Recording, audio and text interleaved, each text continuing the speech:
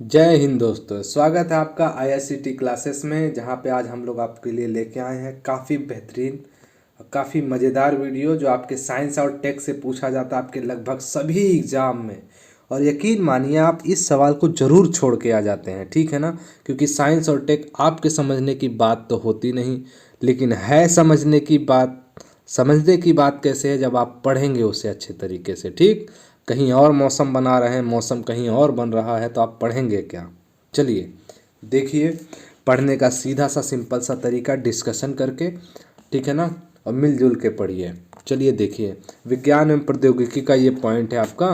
विज्ञान और प्रौद्योगिकी से पूछा जाएगा सवाल। और सबसे पहले पॉइंट हम लोग पढ़ेंगे भारत में विज्ञान एवं प्रौद्योगिकी। उसके बाद पढ़ेंगे जैव प्रौद्योगिकी, फिर अंतरिक्ष प्रौद्योगिकी, रक्षा, नैनो, सूचना एवं संचार, रोबोटिक्स एवं कृत्रिम बुद्धिमत्ता यानी कि एआई।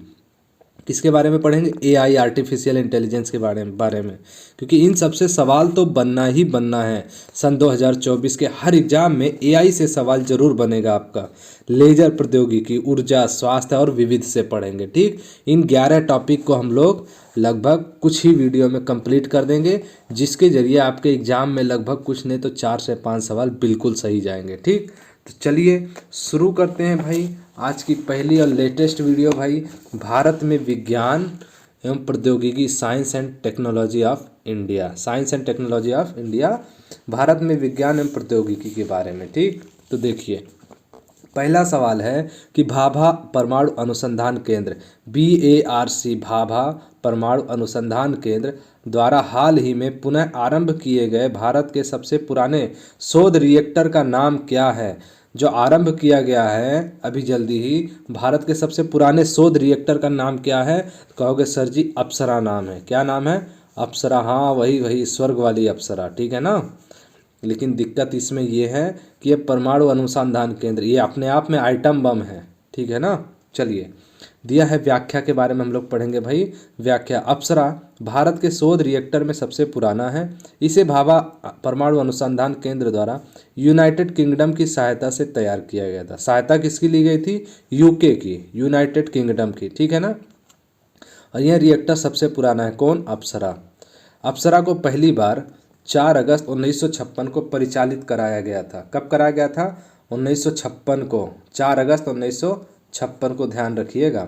जिसके साथ ही यह उस समय एशिया का पहला शोध रिएक्टर बन गया था। क्या बन गया था? शोध रिएक्टर बन गया था। कब? सन 1956 में। एशिया का पहला, यानी कि चीन के पास भी नहीं रहा होगा तब, ठीक है ना।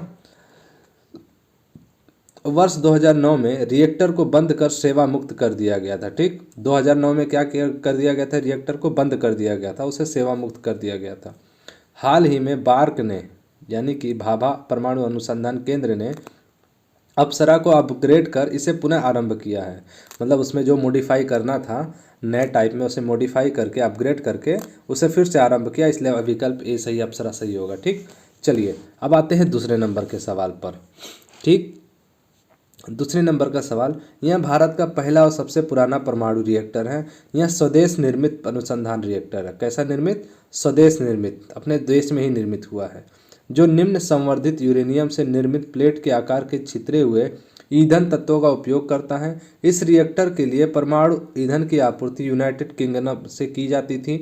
वर्ष 2009 में इसे बंद कर दिया गया, लेकिन सितंबर 2018 में पुनः इसका परिचालन शुरू किया गया। इस रिएक्टर का नाम है, अभी आपने थोड़ी देर पहले ही पढ़ा है कि जो यूनाइटेड किंगडम से सहायता से बनाया गया था और 2009 में बंद कर दिया गया था, वह अप्सरा नामक परमाणु केंद्र था। कौन था? अप्सरा नामक। तो ऑप्शन नंबर ए आपका बिल्कुल राइट हो जाएगा।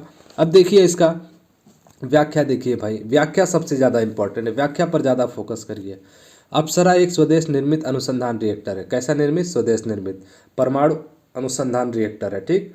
जो निम्न संवर्धित यूरेनियम से निर्मित प्लेट के आकार के छितरे हुए ईंधन तत्वों का उपयोग करता है। वर्ष 2009 में इसे बंद कर दिया गया था, लेकिन सितंबर 2018 में पुनः इसका परिचालन शुरू किया गया। इस अनुसंधानिक रिएक्टर के उन्नत संस्करण को अप्सरा उन्नत नाम दिया गया। क्या नाम दिया गया? अप्सरा उन्नत। और भाभा परमाणु अनुसंधान केंद्र बार्क, ट्रॉम्बे में इसका परिचालन शुरू किया गया। कहाँ? ट्रॉम्बे में, बॉम्बे में नहीं, ट्रॉम्बे में परिचालन शुरू किया गया। इस रिएक्टर के लिए परमाणु ईंधन की आपूर्ति यूनाइटेड किंगडम से की जाती थी। हालांकि भारत अमेरिका असैन्य परमाणु समझौते के पृथक्करण प्रावधान के अंतर्गत अप्सरा रिएक्टर में प्रयुक्त आयातित संवर्धित ईंधन को स्वदेशी निम्न संवर्धित यूरेनियम ईंधन यानी कि वर्तमान अंतर्राष्ट्रीय अभ्यासों के अनुरूप से प्रतिस्थापित किया जाएगा। अतः विकल्प ए सही यानी कि अप्सरा आपका राइट आंसर था। ठीक, तो आपको कुछ और जानकारी भी दी गई, इसका नाम अप्सरा उन्नत रखा गया है। ठीक है ना। और 2018 में इसे पुनः परिचालन शुरू किया गया इसका, उसमें कुछ मॉडिफाई करके। अब पढ़ते हैं तीसरे पॉइंट पर। तीसरा पॉइंट है इसरो के प्रक्षेपण वाहन के संदर्भ में निम्नलिखित कथनों पर विचार कीजिए। इसरो के प्रक्षेपण वाहन के संदर्भ में निम्नलिखित कथनों पर विचार कीजिए। पहला पॉइंट है ध्रुवीय उपग्रह प्रक्षेपण वाहन PSLV भारत द्वारा विकसित सबसे बड़ा प्रक्षेपण वाहन है जो वर्तमान में परिचालन में है। किसमें है? परिचालन में। क्या ये सही है? चलिए देखते हैं। GSLV तरल चरणों वाला पहला भारतीय प्रक्षेपण वाहन है। क्या ये सही है? GSLV जो है तरल चरण वाला पहला भारतीय प्रक्षेपण वाहन है? जी नहीं। आपका ध्रुवीय उपग्रह प्रक्षेपण वाहन जो भारत द्वारा विकसित सबसे बड़ा प्रक्षेपण वाहन नहीं है, गलत है। जो वर्तमान में परिचालन में है, बिल्कुल गलत है ये पॉइंट। ठीक, तो GSLV जो दिया हुआ तरल चरणों वाला पहला भारतीय प्रक्षेपण वाहन है, गलत ये पॉइंट। यानी कि 1 और 2 दोनों ऑप्शन आपका राइट नहीं होना है, इसलिए ऑप्शन नंबर डी आपका सही हो जाएगा। चलिए इसका व्याख्या पढ़ते हैं भाई। भूतुल्यकालिक उपग्रह प्रक्षेपण वाहन मार्क 2, कौन सा? मार्क 2 GSLV MK2 भारत द्वारा विकसित सबसे बड़ा प्रक्षेपण वाहन है जो वर्तमान में संचालन में है, यानी कि PSLV नहीं था उस समय। सबसे पहला कौन है? GSLV है MK2। चौथी पीढ़ी के 3 चरणों वाले प्रक्षेपण वाहन में 4 तलल स्ट्रैप-ऑन है। स्वदेशी रूप से विकसित क्रायोजेनिक अपर स्टेज CUS है जो उड़ान सिद्ध है। GSLV मार्क 2 के तीसरे चरण का निर्माण करता है। जनवरी 2014 में इस वाहन ने लगातार 4 सफलताएं हासिल की, अतः कथन 1 सही नहीं है। ठीक है ना। यानी कि कथन 1 जो है PSLV के बारे में दिया हुआ था। किसके बारे में? PSLV के बारे में, जबकि ये GSLV के बारे में। किसके बारे में है? GSLV के बारे में। क्लियर। चलिए अब अगला पॉइंट पढ़ते हैं। ध्रुवीय उपग्रह प्रक्षेपण वाहन यानी कि PSLV भारत का तीसरी पीढ़ी का प्रक्षेपण वाहन है। पहली पीढ़ी का नहीं, तीसरी पीढ़ी का। यह तरल चरणों में सुसज्जित पहला भारतीय प्रक्षेपण यान है। तरल चरणों में कौन है? PSLV है, GSLV नहीं है। अक्टूबर 1994 में अपने पहले सफल प्रक्षेपण के बाद PSLV जून 2017 तक लगातार 39 सफल मिशनों के साथ भारत के विश्वसनीय बहुमुखी प्रक्षेपण वाहन के रूप में उभरा। देखिए 1994 में अपने पहले सफल प्रक्षेपण के बाद PSLV जून 2017 तक, 1994 से 2017 तक लगातार कितनी बार? 39 बार। कितनी बार? 39 बार लगातार सफल मिशन के साथ भारत की विश्वसनीय बहुमुखी प्रक्षेपण वाहन के रूप में उभरा है। ठीक है ना। उसके बाद 1994 से 2017 की अवधि के दौरान इस वाहन ने विदेशी ग्राहकों के लिए 48 उपग्रह, विदेशी ग्राहकों के लिए कितना? 48 उपग्रह। देख लिए 39 बार सफल मिशन किया है, 39 बार आसमान में गया है। लेकिन उसके साथ साथ 1994 से लेकर 2017 की अवधि तक वाहन ने विदेशी ग्राहकों के लिए, विदेशी मतलब दूसरे देश के लिए 48 उपग्रह ले गए हैं और 200 नए उपग्रह लॉन्च किए हैं। 48 उपग्रह जो भारतीय उपग्रह थे और 209 जो है उपग्रह लॉन्च किए हैं। ठीक है ना। विदेशी ग्राहकों के लिए 48 और भारतीय उपग्रह कितने? 209 उपग्रह लॉन्च किया था। कथन 2 सही नहीं है। ठीक है ना।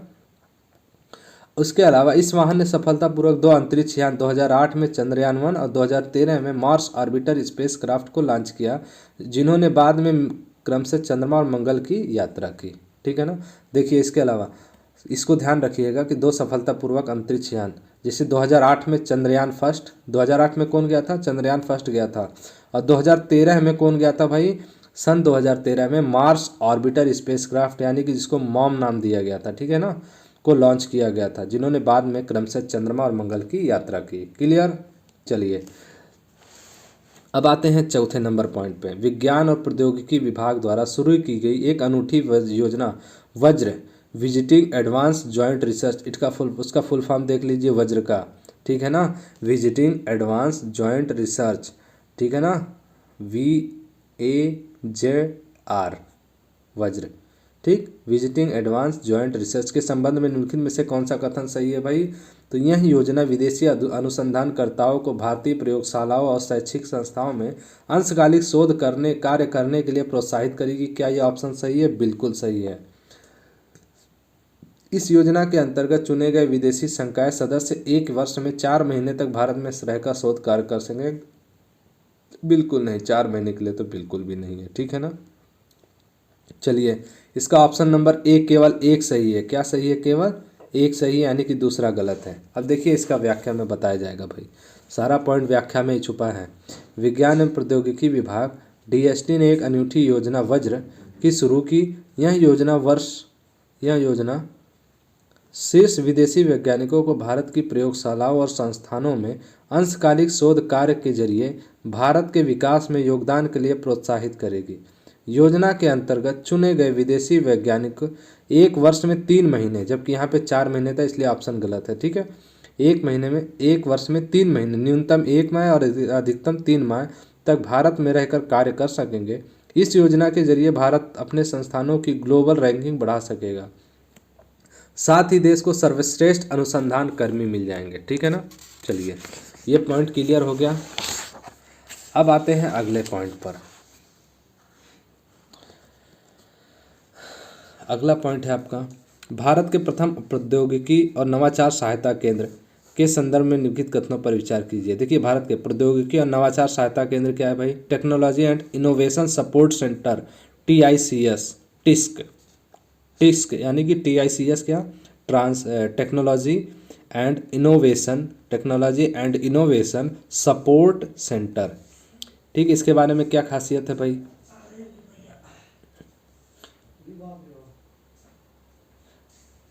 TICS को संयुक्त राष्ट्र के विश्व बौद्धिक संपदा संगठन WIPO के समर्थन से संस्थापित किया गया, ठीक है ना। क्या किया गया? स्थापित किसके द्वारा? WIPO यानी कि विश्व बौद्धिक संपदा संगठन के द्वारा, बिल्कुल सही, ठीक है ना। WIPO के द्वारा टिस्क की क्या हुई? संस्था स्थापित हुई, ठीक। और TISC संबंधित क्षेत्र में यानी कि टिस्क संबंधित क्षेत्र में नवाचार से जुड़े लोगों को अंतर्राष्ट्रीय मानकों वाली बौद्धिक संपदा सुविधाओं तक पहुंचान प्रदान करेगा, बिल्कुल सही, ठीक है ना। उसके बाद अगला पॉइंट देखिए, बौद्धिक संपदा अधिकार संवर्धन और प्रबंधन कोष्ठ यानी कि cell for IPR promotion and management CIPAM को TISC नेटवर्क का केंद्र बिंदु निर्दिष्ट किया गया, बिल्कुल सही, ठीक है ना। अब देखिए, इसकी व्याख्या देख लीजिए सीधा, इसलिए ऑप्शन नंबर डी, तीनों सही है तो ऑप्शन नंबर डी आपका राइट हो जाएगा। अब देखिए व्याख्या, देखिए 13 जुलाई को औद्योगिक नीति एवं संवर्धन विभाग DIPP, औद्योगिक नीति एवं संवर्धन विभाग तथा केंद्रीय वाणिज्य एवं उद्योग मंत्रालय ने पंजाब राज्य विज्ञान एवं प्रौद्योगिकी परिषद के साथ विश्व बौद्धिक संपदा अधिकार संगठन के TISC कार्यक्रम के अंतर्गत पंजाब में देश के पहले प्रौद्योगिकी और नवाचार सहायता केंद्र की स्थापना के लिए एक संस्थापक समझौते पर हस्ताक्षर किया, ठीक है ना। चलिए देखिए, TISC का उद्देश्य देश में रचनात्मक तथा नवाचार की गति को तेज करने के लिए एक गतिशील, जीवंत तथा संतुलित बौद्धिक संपदा अधिकार तंत्र को प्रेरित करना है, ताकि TISC का नेटवर्क स्थापित करके उद्यमिता और सामाजिक, आर्थिक, सांस्कृतिक विकास को बढ़ावा दिया जा सके, ठीक है ना। चलिए, और अगला पॉइंट देखिए, बौद्धिक संपदा अधिकार संवर्धन और प्रबंधन कोष्ठ CIPAM को TISC के राष्ट्रीय नेटवर्क का राष्ट्रीय केंद्र बिंदु निर्दिष्ट किया गया है। क्लियर हो गया? तो तीसरा पॉइंट भी आपका सही था। राष्ट्रीय केंद्र बिंदु के रूप में CIPAM क्षमतावान संस्थानों की पहचान कर उसके सामर्थ्य का आकलन करके उन्हें, क्या दिखाई पड़ रहा है? देखिए ध्यान से, चलिए देखिए, राष्ट्रीय केंद्र बिंदु के रूप में CIPAM क्षमतावान संस्थानों की पहचान कर उनके साथ सामर्थ्य का आकलन करके उन्हें TISC कार्यक्रम में शामिल होने के लिए सहायता प्रदान करेगा, ठीक है। CIPAM, इसको CIPAM पढ़ सकते हैं, CIPAM विश्व बौद्धिक संपदा संगठन WPO यानी कि WIPO और TISC से जुड़े संस्थानों के बीच मध्यस्थ की भूमिका निभाएगा और राष्ट्रीय टिस्क नेटवर्क की सभी गतिविधियों में समन्वय स्थापित करेगा, ठीक। अब TISC द्वारा दी जाने वाली सेवाएं क्या क्या है भाई? ये भाई ये जो हमारा TISC है, प्रौद्योगिकी और नवाचार सहायता केंद्र, ये क्या क्या सेवाएं देता है? देखिए ध्यान से, इनकी सेवाएं ऑनलाइन पेटेंट एवं गैर पेटेंट वैज्ञानिक एवं तकनीकी संसाधनों और बौद्धिक संपदा संबंधी प्रकाशनों तक पहुँच। ठीक, तकनीकी जानकारी की खोज और उसे प्राप्त करने में सहायता, डाटाबेस की जांच में प्रशिक्षण, मांग आधारित खोज यानी कि नवीन और अत्याधुनिक, प्रौद्योगिकी तथा प्रतिभागियों की निगरानी, औद्योगिक संपदा कानूनों प्रबंधन एवं रणनीति, प्रौद्योगिकी के व्यावसायीकरण और विपणन के बारे में बुनियादी जानकारी। क्लियर, इनके बारे में हमें मिलता है टिस्क से संबंधित जानकारी। अब आते हैं 6 नंबर सवाल पर, 6 नंबर के सवाल पर। वज्र VAJRA योजना के संदर्भ में निम्नलिखित कथनों पर विचार कीजिए। इस योजना में केवल अनिवासी भारतीय NRIs और भारत के प्रवासी नागरिकों OCIs को शामिल किया जाता है। ठीक है ना, अनिवासी भारतीय यानी कि जो भारत में निवास ना करके विदेशों में निवास करते हैं। ठीक है ना, क्लियर। चलिए, और मेजबान संस्था में देखो, इस योजना में केवल अनिवासी भारतीय और भारत के प्रवासी नागरिकों को शामिल किया गया जाएगा, इसके लिए गलत है ये। ठीक है ना, ये गलत पॉइंट है।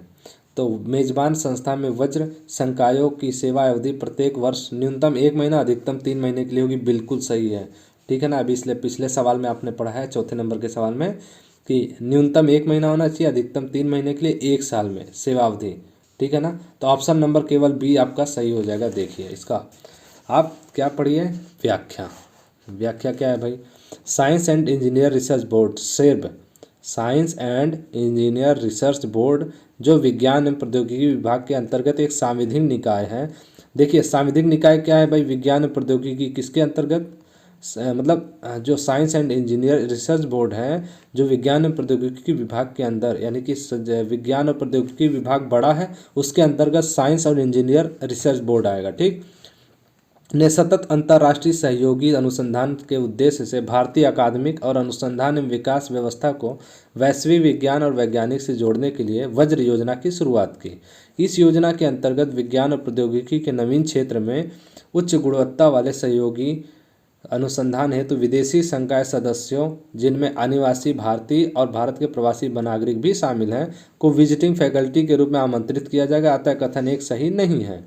ठीक है ना, अब अगला पॉइंट दिया हुआ है कि शुरुआत में विजिटिंग फैकल्टी के रूप में संकाय सदस्यों को सिर्फ 1 वर्ष के लिए बुलाया जाएगा। कितने वर्ष के लिए, 1 वर्ष के लिए, जिसे बाद में उनके प्रदर्शन और रुचि के आधार पर बढ़ाया भी जा सकता है। 1 वर्ष के अंदर वज्र संकायों को न्यूनतम 1 महीना और अधिकतम 3 महीने तक रहना होगा। अतः कथन 2 सही है। ठीक, अब अगला पॉइंट है DRDO का मुख्यालय अवस्थित है। DRDO क्या है भाई, डेवलपमेंट रिसर्च डेवलपमेंट ऑर्गेनाइजेशन, यानी कि डिफेंस रिसर्च डेवलपमेंट ऑर्गेनाइजेशन है। DRDO का मुख्यालय कहाँ है, कहोगे सर जी नई दिल्ली में। ठीक है, तो DRDO का मुख्यालय नई दिल्ली में अवस्थित है। अतः विकल्प सी सही, यानी कि नई दिल्ली में अवस्थित है। कौन, DRDO। अब दिया है centre for advance management and power studies कहाँ अवस्थित है। ठीक है ना, तो centre for advance management and power studies आपका फरीदाबाद में है। कहाँ पे है, फरीदाबाद में है। तो centre for advance management and power studies Faridabad में स्थित है। कहाँ पे, फरीदाबाद में स्थित है। क्लियर।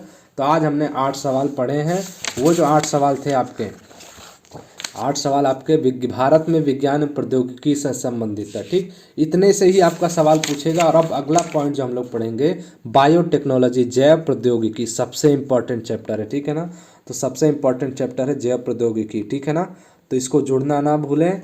आपका पहला टॉपिक खत्म, इसी तरह 11 टॉपिक रहेंगे आपके, 11 वीडियो में लगभग समाप्त कर दिए जाएंगे, या उससे भी अधिक वीडियो बन सकता है, जैसा देखा जाएगा भाई समय के हिसाब से। ठीक, तो आपका पहला टॉपिक आपका क्लियर हो चुका है। आई होप आपको काफ़ी अच्छा लगा होगा वीडियो देखने में। अगर आपको वीडियो अच्छा लगा है देखने में भाई, तो कमेंट बॉक्स में ज़रूर कमेंट कीजिए, और ताकि इसी तरह के और मज़ेदार वीडियो आपके लिए लेके आया जाए। मिलते हैं तब तक अपने नेक्स्ट वीडियो में, तब तक के लिए धन्यवाद। जय हिंद।